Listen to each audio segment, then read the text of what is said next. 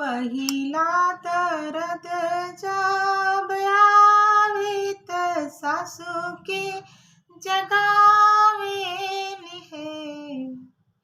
पहिला दर्द जब आवे त सासू के जगावेली है। सासुई है दर्द कुछ समझ दर्द हमरे आवेला हो।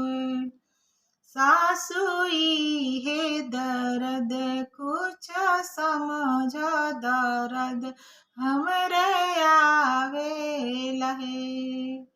दूसरा दर्द जब आवे त जेठनी के जगाईला है। गोतनी है दर्द कुछ समझ दर्द हमरा आवेला हो। तीसरा दर्द जब आवे त ननद के जगाईला है।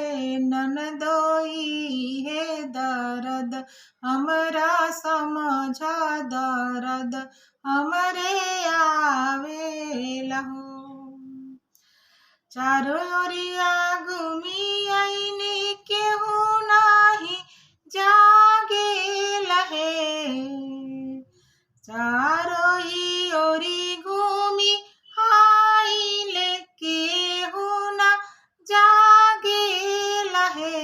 अरे डर मोर बथेला गही लंबी केसिया भुइया लोटे हो।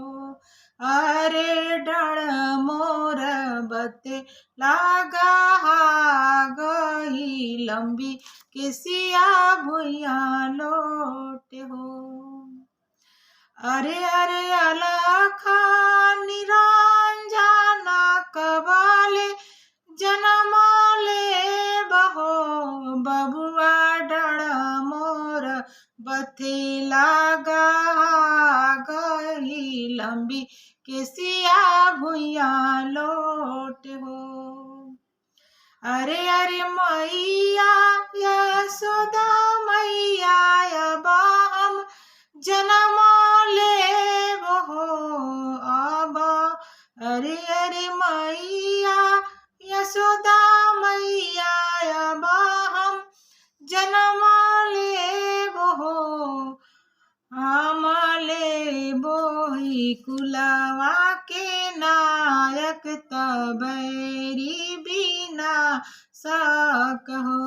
हे माता हम होइबो कुलवा के नायक तबैरी बिना सकहो।